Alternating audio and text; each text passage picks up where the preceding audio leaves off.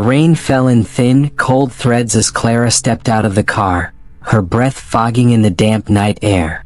The iron gates of St. Helena's boarding school for girls loomed high above her, their rusted bars glistening under the dim yellow glow of the entrance lamps. Her parents had barely spoken on the drive, only the faint hum of the radio filled the silence. Clara hugged her coat tight and glanced up at the ancient stone building ahead. Its windows flickered faintly like tired eyes. She didn't know why her parents sent her here. Maybe they wanted space after her sister Lily died last winter. Maybe they thought a new place would erase the memory. But as the gates creaked open, Clara felt a strange chill, as if the school itself was whispering, "Welcome back." The dormitory smelled of polish and lavender. The matron, a thin woman named Mrs. Greaves, spoke softly but moved like someone haunted by old memories. "Room 12 East Wing," she said, her voice barely audible over the thunder outside. Clara climbed the narrow staircase, her suitcase bumping on each step. The corridor stretched long and dim, lined with portraits of past students, their painted eyes watching. When she unlocked her room, the door gave a soft sigh. A single bed, a wooden desk, and a cracked mirror. Nothing unusual except for the faint scent of wet flowers. Someone, she thought, had been here before her. That night, Clara couldn't sleep. The rain had stopped, but the quiet felt heavier than noise. The old pipes moaned now and then, but beneath that came something softer, a whisper. At first she thought it was the wind sneaking through the window frame. Then she heard her name.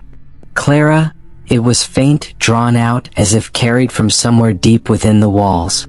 She sat up, her heart hammering. The sound came again, this time clearer.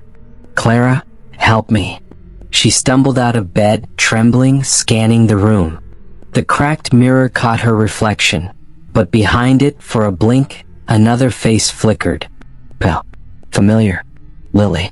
Clara stumbled backward, her breath catching in her throat. "No," she whispered. The face vanished, leaving only her frightened reflection. She pressed her hands against the mirror, half expecting it to move. But it was cold, solid glass. Her heart pounded, the air in the room suddenly thick with the scent of Lily's favorite flower. A tear slid down her cheek. It couldn't be. Her sister had died months ago, slipped on ice, cracked her head by the river near their house. But now the same river smell, muddy, wet, cold, seeped from under her door. Clara yanked it open. The hallway was empty. Only water dripped in a thin line down the wall. She returned to bed, curling under her blanket, but sleep never came. The whispers continued, soft, sorrowful, almost pleading. When dawn crept in, she found her desk drawer open. Inside was a folded photograph. It showed two girls standing near a willow tree. One of them was unmistakably Lily. The other wore a St. Helena's uniform. On the back, written in fading ink, "Best friends forever, Lily and May." Clara stared at the name. May? Who was May? And why did her sister look so happy here, at a school she'd never mentioned before? Outside, the morning bell rang, but Clara couldn't move. Something deep in her chest told her Lily's ghost hadn't come to visit, she had come for revenge. The morning light slanted through the dorm window, pale and tired. Clara hadn't slept at all. The photo lay on her desk like a question she couldn't answer. Meh. The name looped in her mind as she buttoned her uniform and brushed her tangled hair. The halls of St. Helena's buzzed with soft chatter and footsteps. Girls hurried past, whispering about exams and weekend letters, but Clara felt outside of it all, like she was walking through someone else's dream. When she reached the dining hall, the smell of porridge and burnt toast made her stomach turn. She took a seat by the window, away from everyone.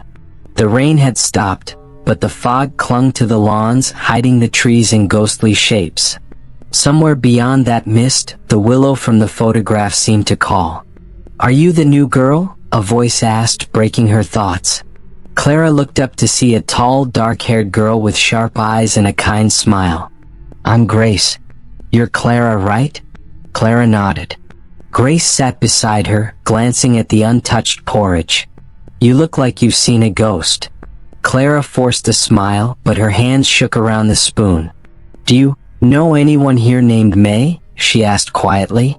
Grace froze for a moment, the warmth in her eyes dimming. "May?" she repeated. "You mean May Rivers?" Clara nodded and Grace looked down. "She was in my sister's year. She died a few years ago." The words dropped heavy between them. "How?" Clara asked. Grace hesitated. "They said she fell from the East Tower. But people talk. Some say she didn't jump." After breakfast, Clara slipped away, her heart thudding. She climbed the East Wing stairs, following the faint sound of dripping water. The hall was empty, lit only by the gray morning. At the far end stood a door marked Tower Access No Entry. The paint was peeling, the handle stiff with rust. She hesitated, then pushed. The hinges groaned like a warning. Inside, a narrow spiral staircase rose into shadow. The air was damp, smelling of stone and mildew. Halfway up, she saw something carved into the wall, a name scratched by trembling fingers. Mayar. She traced it with her hand, her throat tightening. Someone had tried to remember her. Or maybe she thought May had wanted to be found. At the top, the tower opened into a small round room. Broken glass glittered on the floor, and the wind moaned through the cracks. A single chair faced the window, its legs uneven as if someone had once sat there too long. On the wall opposite, faint chalk marks formed words. "She lied. She'll pay." Clara's breath caught. Beneath the writing was a small, charred piece of paper pinned to the wall. She pulled it free, careful not to tear it. The edges were burnt, but she could still make out the words, "Lily knows." Her hands trembled. The air seemed to grow colder, pressing against her skin. She turned to leave, but standing by the window was a shadow. It was faint, shaped like a girl, her hair floating slightly as though underwater. Clara froze, unable to breathe. The figure didn't move. It stood half in light, half in shade, watching her. "May," Clara whispered. The shadow tilted its head slowly. For a moment, it looked as though it smiled, sad and broken. Then, as a gust of wind howled through the tower, the figure dissolved into dust. The door slammed shut, trapping Clara inside. She pounded on it, panic clawing at her throat. The room felt alive now, whispering around her in voices she couldn't understand. And then, just above her head, faint but clear, came Lily's voice. She wasn't supposed to die. Clara pressed her back to the wall, tears streaming down her face. "Lily, what happened?" she whispered into the echo. But only silence answered, heavy and accusing, as if the tower itself held its breath. When the matron found Clara hours later, she was pale and shaking at the base of the East Tower. "You could have broken your neck," Mrs. Greaves scolded, her thin face tight with worry. But Clara barely heard her. All she could think about was Lily's voice echoing through the stone. She mumbled something about a fall, about losing her balance, but the matron didn't believe it. "You shouldn't wander up there. That place is cursed," she muttered before marching Clara back to her dorm. The word cursed echoed in Clara's mind. That night, she lay in bed, the burned note clenched in her hand. "Lily knows." The words felt heavier than anything she'd ever held. Her sister had been here. And somehow she was tied to May's death. The next morning, Clara searched the library. Dust floated in the air like ghostly snow as she pulled down old student records. She flipped through yellowed pages until she found May Rivers, Year 9. The photo beside the name made her heart clench. May had soft eyes and a wide smile. There was something pure and kind in her face. But what froze Clara's blood was the next line. Room 12, East Wing. Her room. She felt suddenly sick. The same bed, the same mirror, the same air that now carried whispers in the night. She turned the page, but someone had ripped out the following sheet. Only a faint mark of pencil remained. Disciplinary note, see headmistress. Clara's fingers tightened. Whatever happened to May, the school had buried it. After lunch, Clara found Grace again near the courtyard, where ivy crawled along the old brick walls. "Grace, tell me about May," she said, her voice trembling. Grace hesitated, glancing around as if afraid someone might hear. "She was sweet," she began softly. "Too kind for this place. But there were rumors about a secret between her and another girl. The teachers never said much. Then one winter night, she fell from the tower. Some say she jumped because of a betrayal." Clara's chest ached. "What kind of betrayal?" Grace looked at her, uneasy. "They said her best friend turned on her." Clara froze. Her sister's smile from the photograph flashed in her mind. Best friends forever, Lily and May. Her heart sank. Could Lily have been the one who betrayed her? That night the storm returned. Rain lashed the windows and thunder rolled like footsteps above the roof. Clara sat before the mirror, staring at her reflection. "Lily," she whispered, "what did you do?" The lights flickered, then dimmed. In the glass, her reflection wavered, and then, slowly, another shape formed behind her. Meh. Her face is pale and sad, eyes hollow with sorrow. "She lied," May whispered, her voice trembling. "She promised." Clara's throat tightened. What did she promise? But May's lips moved without sound now. The mirror fogged as though she were crying from the other side. Then she lifted a hand, pointing to something over Clara's shoulder. Clara turned and saw her desk drawer sliding open on its own. Inside was a small silver bracelet. She recognized it immediately as Lily's. The one she'd lost the night before she died. Clara picked it up, her hands shaking. On the inside was an engraving she'd never noticed before. MR and LH. She felt her heart crack. May Rivers. Lily Hayes. Her sister had loved her.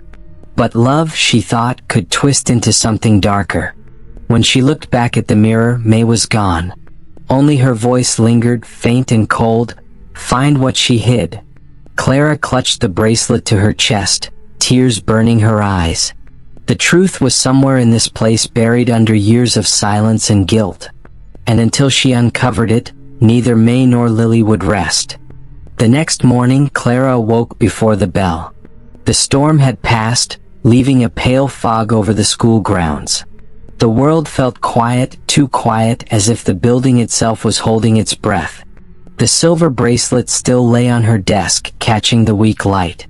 She touched it gently, her fingers tracing the engraved letters MR and LH. The connection between her sister and May was now undeniable. But how deep did it go? She had to find out what Lily had hidden. Something told her the truth wasn't buried in records or whispers. It was somewhere tangible, somewhere Lily herself had left behind. Clara dressed quickly and slipped into the corridor before anyone else was awake, her footsteps soft against the old wooden floorboards. The air in the east wing was colder than the rest of the school. It always was. She moved carefully, her candle trembling in her hand. The portraits on the wall seemed to watch as she passed, eyes gleaming faintly in the flickering light. When she reached her room, she knelt beside the mirror, running her fingers along the frame. Something about it had always felt wrong, too heavy, too old. She pushed it gently, and to her surprise, it shifted slightly. Behind it was a hollow gap. Her pulse quickened. Inside, wrapped in a piece of damp cloth, was a small wooden box. She pulled it free and placed it on the desk, her hands trembling. The box was carved with a single word: forgive. The lid creaked as she opened it, and inside were two things: a folded letter and a locket. The locket was delicate, shaped like a heart, with initials etched faintly into the silver LH and MR. When she opened it, a tiny photograph showed Lily and May together, smiling as if nothing could ever break them apart. But the letter, that was what made Clara's breath catch. The paper was fragile, the ink faded. She unfolded it slowly, afraid it might crumble. "Dear May," it began, "I never meant to hurt you. I only told because I was scared. They said they'd expel us if I didn't. I thought I could fix it, but now you won't talk to me. Please don't go to the tower. I'll meet you by the willow tomorrow, I promise. Forgive me. Lily." Clara's eyes filled with tears. Her sister had betrayed May, not out of cruelty but out of fear. Yet that fear had cost May her life. Clara pressed the letter to her chest, her heart breaking. Lily's ghost wasn't haunting her for revenge. She was asking for forgiveness. But May's spirit still lingered, hurt and vengeful. Suddenly, the mirror began to fog. Words formed slowly across the glass, written by invisible fingers. Too late. Clara stumbled back, her pulse racing. "May, please?" she whispered. She was sorry. She didn't mean to. The fog darkened and the reflection warped. May's face appeared, eyes hollow and filled with tears. "She left me," May whispered. "She lied." Clara shook her head, sobbing. She was scared. But May's expression hardened. The walls groaned, the candle flickered out, and the air turned icy. "You will feel what I felt," May hissed, her voice echoing like a scream underwater. The mirror shattered with a deafening crack. Clara fell backward, covering her face as shards scattered across the floor. When she looked up, the reflection was gone. Only her own terrified face stared back in pieces. She crawled to the box, clutching it to her chest. "I'll fix it," she whispered. "I'll make it right." Outside, the morning bell rang faintly through the walls. But it sounded warped, distant, as if ringing from somewhere deep below the earth. May's whisper returned, soft and broken. "Then come to the willow." Clara stood shakily, wiping her tears. She knew what she had to do. The truth was buried beneath the willow tree. And if she didn't face it before midnight, she feared May's vengeance would no longer stop with her. Clara waited until nightfall. The moon hung pale and thin above St. Helena's like a watchful eye. The other girls were asleep, their quiet breathing filling the dorm. She sat on her bed, the letter and locket pressed against her chest. The wind outside brushed against the windows, whispering through the trees. May's words echoed in her head, "Then come to the willow." Every part of her wanted to stay, to pretend it was just a dream, but something deeper pulled her. She had seen the truth. Lily's secret, her guilt, May's pain, they were all bound to this place. Clara slipped on her coat and crept through the corridor, her lantern flickering weakly as if afraid to follow her. Each step echoed softly, swallowed by the silence that always felt alive after midnight. Outside, the air was cold and damp. The grass clung to her shoes as she crossed the empty courtyard. The willow stood at the edge of the grounds, half hidden in mist, its long branches swaying like arms reaching for her. For a moment, Clara stopped and just watched it, her breath visible in the pale moonlight. The closer she got, the stronger the smell of lilies became, sweet and heavy, the same scent that had haunted her since the first night. When she reached the tree, she saw something glinting beneath the roots. Kneeling, she brushed away the damp earth until her fingers touched wood. A small cross, old and weathered, buried half in the soil. Beside it lay another box, smaller than the first, sealed tight with a rusted clasp. Her heart pounded as she pried it open. Inside were two things, a torn ribbon and a note written in Lily's hand. The ribbon was pale blue, stained dark at one end as if with blood. The note was shorter this time. "I tried to tell the truth. They found out. I'm sorry, May." Clara's tears fell silently onto the page. Her sister had carried this guilt until her death. But then she noticed something else beneath the note. Scratched faintly into the box's base were initials, MR and LH. They had been here together, under this same willow, once as friends and now as ghosts. The ground beneath her trembled softly, and the willow's branches rustled though there was no wind. A whisper rose from the soil, soft at first, then clearer. "Clara?" It wasn't May's voice this time. It was Lily's. Clara's breath caught. "Lily?" she whispered. The ground shivered again and the mist thickened.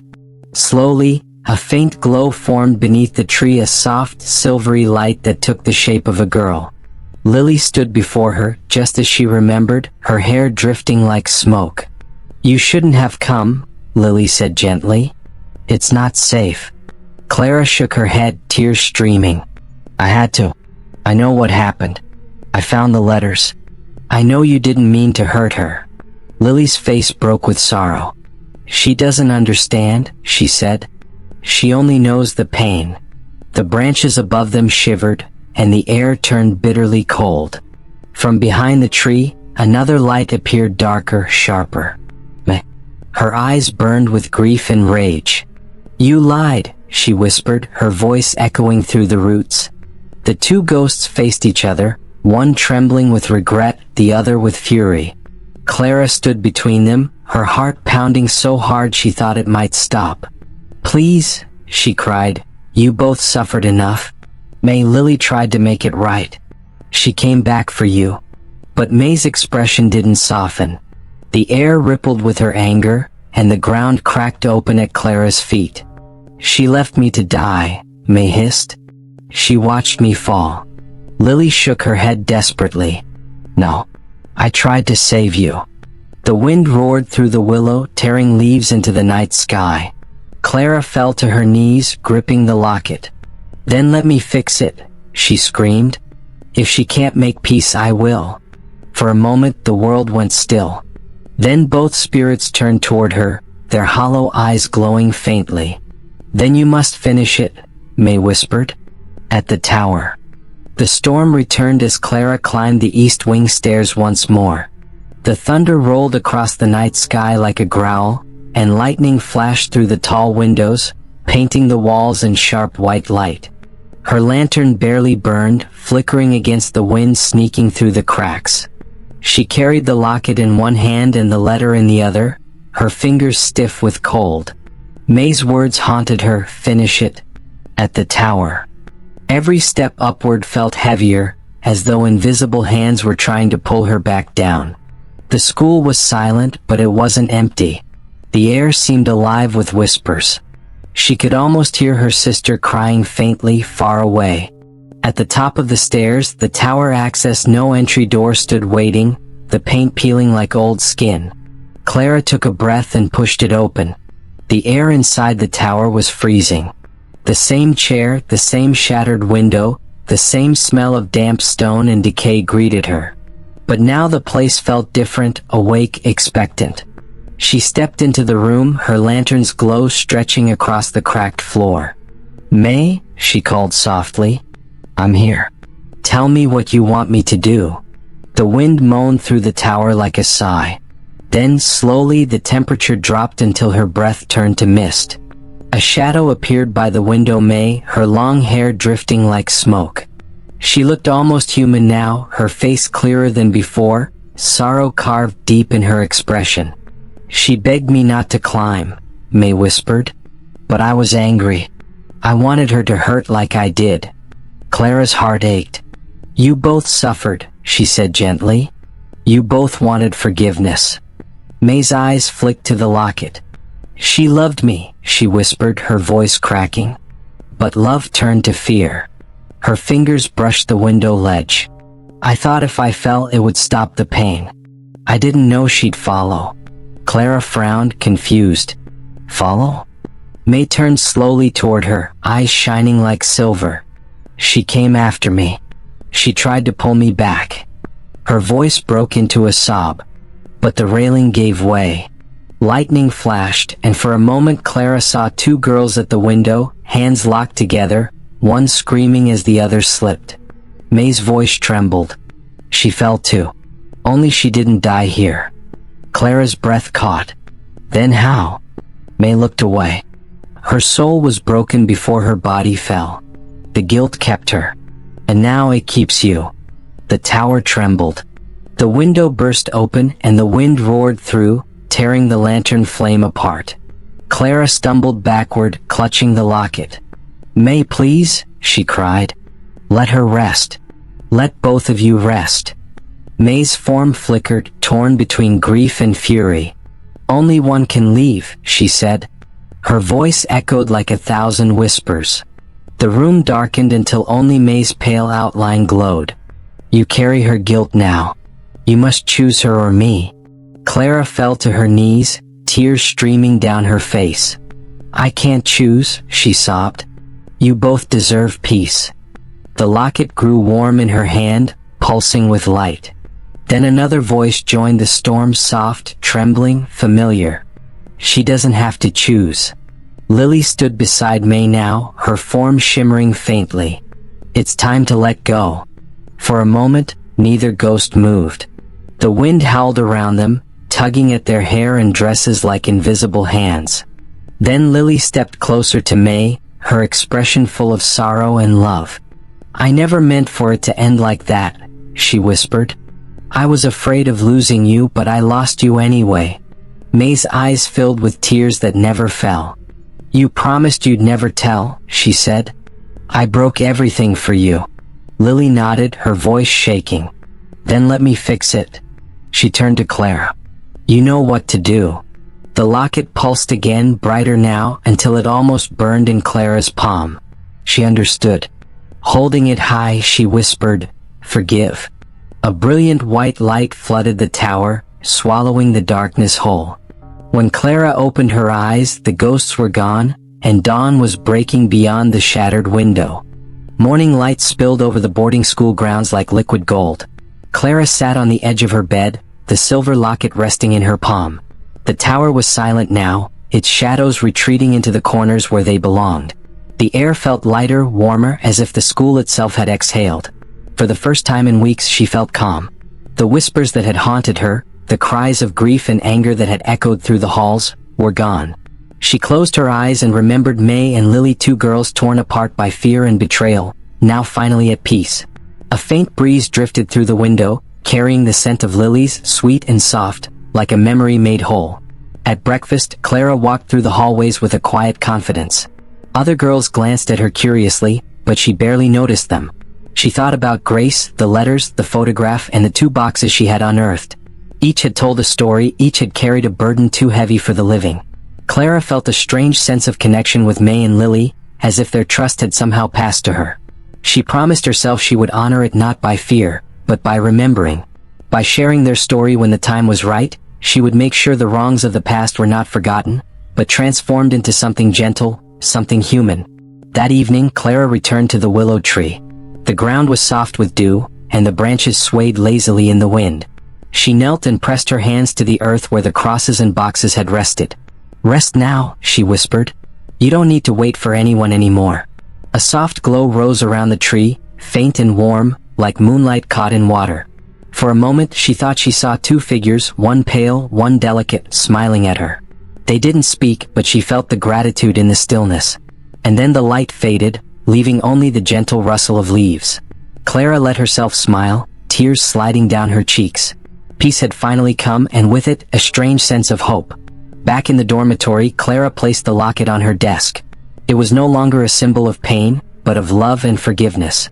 The school seemed to breathe differently now, the old walls no longer heavy with sorrow. She felt stronger, braver, ready to face whatever came next. That night, for the first time since she arrived, she slept without fear.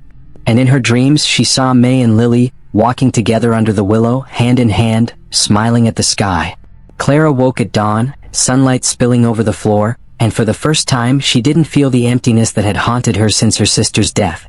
The ghosts were gone. Their story had ended. Her own had just begun. Clara walked through the halls one last time before school activities began, noticing the subtle warmth in the walls, the way sunlight caught on the polished floorboards.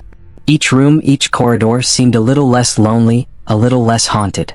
She passed the tower stairs, looking up to the sky, and whispered softly, "Goodbye." No voice answered, no shadow flickered, only the quiet, peaceful stillness. For the first time she felt that the past, though heavy, could be healed. And she knew that love, even broken by fear, could survive death. Outside, the willow swayed gently in the wind, a silent guardian of secrets now laid to rest. Clara smiled, heart full, knowing that somewhere beyond the veil, May and Lily were finally free.